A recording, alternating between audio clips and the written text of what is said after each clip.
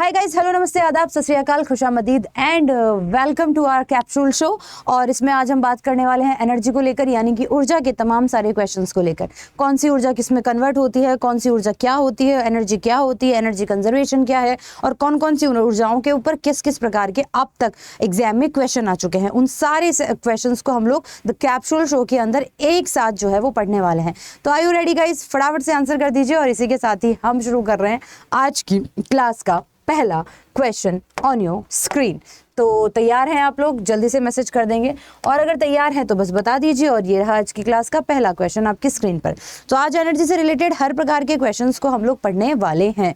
तो let's start. और ये रहा आज की क्लास का पहला क्वेश्चन। तो देखिए, आपसे पूछा जा रहा है what is the SI unit of energy. तो एनर्जी की एसआई यूनिट क्या है? देखो, फिर कह रही हूँ कैप्सूल शो है तो थोड़ा बहुत तो हमें जो है वो फास्ट पढ़ना ही पड़ेगा, ताकि कम समय में बहुत सारे क्वेश्चन को एक साथ सॉल्व किया जा सके। तो भाई, what is the SI unit of जो है वो एनर्जी। तो एनर्जी की एसआई यूनिट वॉट होती है या फिर जूल होती है? जूल होती है। और कार्य की भी जो है वो एसआई यूनिट जो है वो जूल ही होती है। ये वाली चीज आपको ध्यान रखनी है। What which form of energy is processed by moving object. तो भाई, अगर किसी गतिशील वस्तु के पास कौन सी ऊर्जा होती है? कोई वस्तु अगर मूवमेंट कर रही है तो उसके पास में काइनेटिक एनर्जी होगी, ना कि केमिकल, ना कि थर्मल, और ना ही पोटेंशियल। रुकी हुई वस्तुओं के अंदर जरूर हम लोग कह सकते हैं कि कौन सी एनर्जी होती है। रुकी हुई वस्तुओं के अंदर हम लोग जरूर कह सकते हैं कि रुकी हुई वस्तुओं के अंदर कौन सी एनर्जी होती है? पोटेंशियल एनर्जी होती है। अच्छा, potential energy is due to, तो अभी तो बताया कि द पोजीशन ऑफ ऑब्जेक्ट, है ना। तो वस्तु की स्थिति के कारण जो उत्पन्न हो रही है उसको हम लोग जो है वो पोटेंशियल एनर्जी के नाम से जानते हैं। अनदर क्वेश्चन की एनर्जी स्टोर्ड इन फूड। देखो, फूड की अगर बात आती है, यानी कि खाने की, खाना हमारा स्टोर हो रहा है ग्लाइकोजन या ग्लूकोज, तो भाई ये सब केमिकल हैं। तो यहाँ पर जो एनर्जी हो जाएगी वो हो जाएगी आपकी केमिकल एनर्जी। देखो, मैं तो फटाफट से आंसर कर रही हूँ क्योंकि मुझे क्वेश्चन देखते ही ऑप्शन की जरूरत नहीं पड़ रही। अगर आपकी भी तैयारी इसी तरीके से आप बेहतर करना चाहते हैं कि एक दिन अगर आप रियल में अपनी तैयारी को जानना चाहते हैं, जांचना चाहते हैं कि कैसी है, तो आप ध्यान रखिएगा उस दिन आपकी तैयारी बेहतरीन होगी जिस दिन आपको ऑप्शन देखने की जरूरत ना पड़े। अगर ऐसा है तो आप डेफिनेटली सही डायरेक्शन में हैं। Law of conservation of energy state, यानी कि ऊर्जा का एक रूप से दूसरे रूप में चेंजेस किया जाता है ना। ये जो है वो बेसिकली उत्पन्न ऊर्जा की जा सकती है, नष्ट की जा सकती है, ऐसा कुछ नहीं है। तो हम कहेंगे कि सी यहाँ पर करेक्ट आंसर हो जाएगा। अनदर क्वेश्चन की when a body fall freely it's potential energy. जब कोई वस्तु स्वतंत्र रूप से गिरती है तो उसकी स्थिति ऊर्जा जो है वो क्या होती है? बढ़ती है, घटती है, परिवर्तित रहती है, या फिर जो है वो बेसिकली गतिज ऊर्जा में परिवर्तित नहीं होती।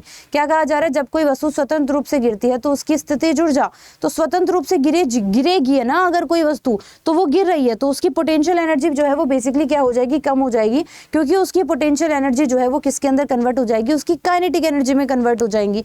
ये वाली चीज आपको यहाँ पर ध्यान रखना है।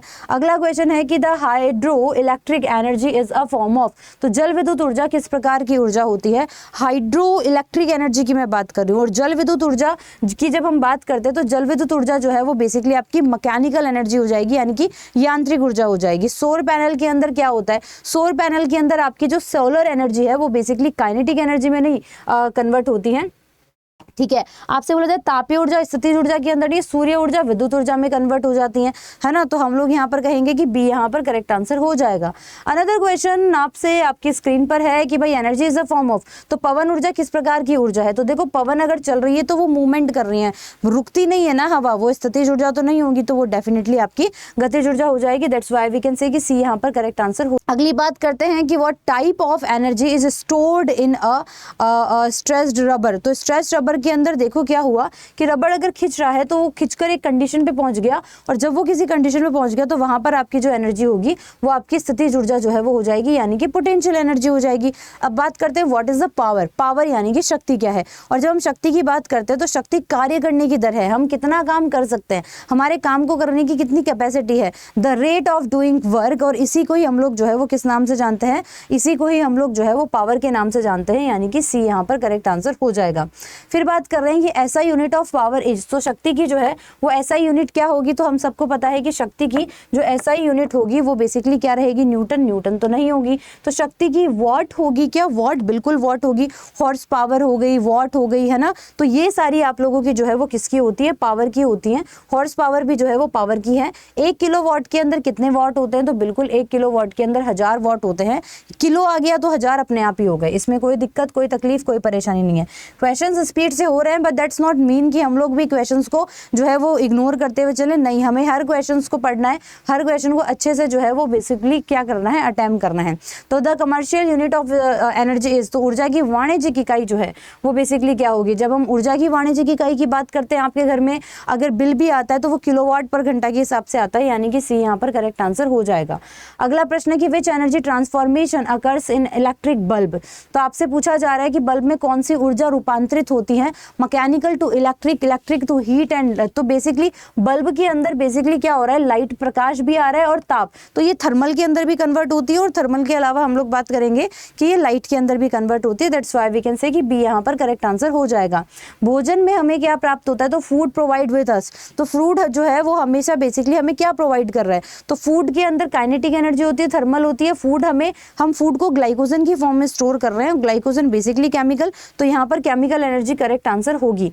अगला क्वेश्चन है कि बैटरी किसे परिवर्तित करती है, तो बैटरी कन्वर्ट, तो बैटरी कन्वर्ट करेंगी, बैटरी जो है बैटरी के अंदर केमिकल है और केमिकल को जो है वो बेसिकली किस में कन्वर्ट करेंगी, इलेक्ट्रिक में कन्वर्ट करेंगी, तो बैटरी जो है वो केमिकल टू इलेक्ट्रिक एनर्जी के अंदर कन्वर्ट करती है।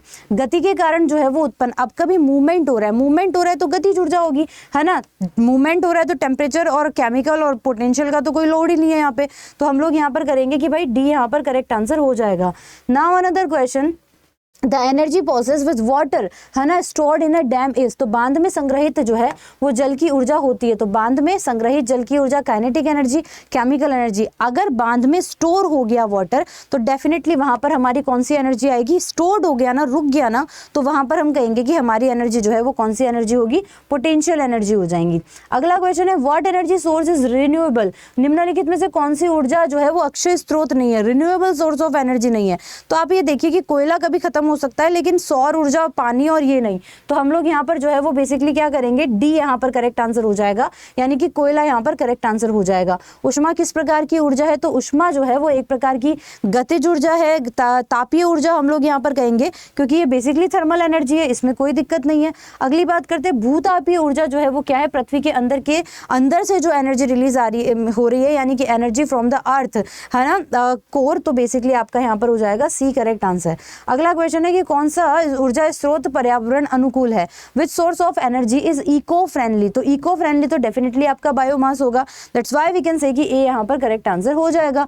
अगला क्वेश्चन है कि पंखे में भाई कौन सी प्रकार की ऊर्जा है, तो पंखे में हमने इलेक्ट्रिसिटी दी और इलेक्ट्रिसिटी देकर वो चल रहा है, यही तो कर रहे हैं ना, तो केमिकल एनर्जी तो होगी नहीं। अब हम बात करें या तो टेम्परेचर वाला भी कोई लॉजिक नहीं है, या तो विद्युत से यांत्रिक ऊर्जा होगी या फिर यांत्रिक से विद्युत, तो हम भाई इलेक्ट्रिसिटी देंगे ना, पहले तो इलेक्ट्रिसिटी देंगे तो विद्युत से यांत्रिक ऊर्जा, क्योंकि टरबाइन जो है वो मूवमेंट कर रहे हैं, टरबाइन मूवमेंट कर रहे हैं, तो पोटेंशियल और आपकी गतिज ऊर्जा का कॉम्बो ही तो आप लोगों का मैकेनिकल एनर्जी जो है वो कहलाता है। द एनर्जी ऑफ सनलाइट, तो सनलाइट आप लोगों की तापीय और प्रकाश ऊर्जा हो जाएगी, यानी कि हम यहाँ पर कह रहे हैं कि सनलाइट यहाँ पर जो है वो क्या हो जाएगा, बी यहाँ पर करेक्ट आंसर हो जाएगा। कौन सा जीवाश्म ईंधन नहीं है, पेट्रोल हमें जीवाश्म से मिल रहा है, कोयला हमें जीवाश्म से मिल रहा है, और आपकी नेचुरल गैस जिसे हम लोग मीथेन कहते हैं वो भी हमें जीवाश्म से मिल रही है, लेकिन solar energy is not an example of fossil fuel.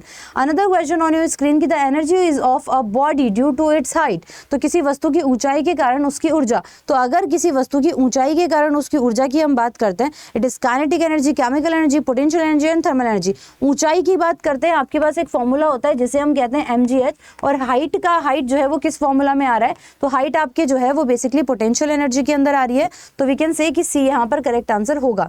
अगला क्वेश्चन की the energy possessed by flying arrow, तो हम कह रहे हैं कि उड़ते हुए तीर के पास कौन सी ऊर्जा होती है। जब हम कह रहे हैं उड़ते हुए तीर के पास में जब उड़ रहा है तीर, तो डेफिनेटली वो मूवमेंट कर रहा है, वो मूवमेंट कर रहा है तो वहां पर कौन सी एनर्जी होगी, काइनेटिक एनर्जी होगी। मूवमेंट कर रहा है तो कौन सी एनर्जी होगी, kinetic energy. The device that convert solar energy into electric energy, तो जो ऊर्जा जो है सौर ऊर्जा को बिजली में बदल देता है वो कौन सी होती है, सौर ऊर्जा को बिजली में बदलने की बात हो रही है यहाँ पे। तो द डिवाइस कैन कन्वर्ट, तो बेसिकली आप लोगों की कौन हो जाएगी, सौर सेल हो जाएगा। जनरेटर और पवन चक्की जैसा कोई लॉजिक यहाँ पर है नहीं। परमाणु अभिक्रिया जो है वो कौन सी एनर्जी होती है, परमाणु, यानी कि आपसे बात ही जब न्यूक्लियर की बात की जा रही है तो डेफिनेटली न्यूक्लियर एनर्जी यहाँ पर करेक्ट आंसर हो जाएगा। कोयले के अंदर कौन सी एनर्जी पाई जाती है, कोयले के अंदर है केमिकल है, तो मतलब कार्बन है तो वो तो एक प्रकार का केमिकल ही है ना, तो हम यहाँ पर कहेंगे कि भाई उसके अंदर केमिकल एनर्जी है। भूतापीय ऊर्जा का सोर्स डेफिनेटली हमने कहा द कोर ऑफ अर्थ, तो हमने कह दिया कि भाई सी यहाँ पर करेक्ट आंसर हो जाएगा। बायोमास के अंदर कौन सी ऊर्जा होती है, तो we all know very well कि बायोमास भी बेसिकली केमिकल एनर्जी का ही एग्जाम्पल है। किसी वस्तु के तापमान से जुड़ी ऊर्जा, तो तापमान से जुड़ी ऊर्जा को हम लोग थर्मल एनर्जी कहते हैं। That's why we can say कि भाई सी यहाँ पर करेक्ट आंसर हो जाएगा। कौन सी ऊर्जा का एक रूप नहीं है, ऊर्जा का एक रूप नहीं है तो आप प्रेशर को कह सकते हो, बाकी तो हम लोग फिर भी एनर्जी की बात कर सकते हैं। ड्राई सेल के अंदर कौन सी ऊर्जा निहित होगी, तो ड्राई सेल की भी बात कर लो, सेल के अंदर केमिकल ही होते हैं, है ना, तो ये वाली चीज आप लोगों को यहाँ पर ध्यान रखना है। अनदर क्वेश्चन की what is the function of turbine is power plant, ये आप लोग मुझे होमवर्क में देंगे। मैं बिल्कुल आप लोगों से चाहती हूँ कि इस क्वेश्चन का आंसर आप लोग जो है वो मुझे होमवर्क में दे, है ना। तो आज देखो हमने एनर्जी के जितने टाइप के क्वेश्चन आपके एग्जाम्स में आते हैं, सारे टाइप के क्वेश्चन हम लोगों ने जो है वो यहाँ पर क्या कर लिए हैं, सॉल्व कर लिए हैं। इसके अलावा मैं आप लोगों को हर किसी को बता देना चाहती हूँ कि ये सारे सेशन रेलवे अड्डा 24/7 पर होते हैं। अगर आप वीडियोस की लिस्ट में जाओगे तो देखो आप लोगों को विटामिन के टॉपिक माना या फिर ह्यूमन सिस्टम, ह्यूमन डिजीज और ये सारे के सारे टॉपिक मिल जाएंगे। इसके अलावा अगर आप प्लेलिस्ट भी जाएंगे तो प्लेलिस्ट भी यहाँ पर बनी हुई है और प्लेलिस्ट में सारी वीडियोज जो अब तक हो चुकी है वो आपको मिल जाती हैं। बाकी ये सेशन हर दिन होता है 3:50 पर रेलवे अड्डा 24/7 पर। चैनल को सब्सक्राइब जरूर से कर लेना, और अगर आप हमारे किसी भी बैच में एनरोल करना चाहते हैं, मुझसे प्रॉपर सारे क्वेश्चंस या फिर सारे टॉपिक्स पढ़ना चाहते हैं, तो आप अड्डा 24/7 के मोबाइल एप्लीकेशन में जाकर आप जो है ऑल कोर्सेज में जाकर रेलवे की लिस्ट में जा सकते हैं। और रेलवे की लिस्ट में आपके पास काफी सारे बैचेस है। आप एनटीपीसी, एएलपी या फिर आप तैयारी कर रहे हैं यहाँ पे सब इंस्पेक्टर की, या फिर तैयारी कर रहे हैं रेलवे ग्रुप की, या फिर आरपीएफ कांस्टेबल की, तो आपको मैं बता देती हूँ कि एक ऐसा बैच जो कि आपके लिए बहुत बेहतरीन है। ये रेलवे का महापैक है जिसमें ALP, technician, constable, SI, NTPC, group D के सारे बैचेस आप लोगों को 9 महीने नहीं 27 महीने के लिए मिलेंगे, लेकिन पैसे आपको देने पड़ेंगे सिर्फ 9 महीने की। इसके लिए आप लोगों को करना क्या होगा, अच्छा इसी के अंदर ही आपको 27 महीने के अंदर अगर इनके जितने भी 50 नए बैच बनेंगे तो वो सारे भी आपको मिल जाएंगे। 7000 से ज्यादा मॉक टेस्ट मिल जाते हैं, 600 से ज्यादा टेस्ट सीरीजेस मिल जाती हैं, ई बुक्स मिल जाती हैं।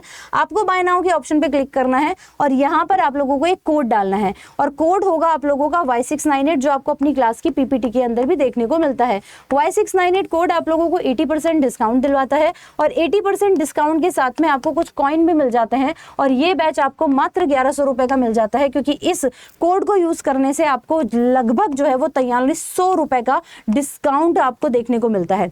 तो that is the whole things. Hope so guys you like this session, you like the capsule show, and subscribe our channel. Till then see you, take care, धन्यवाद।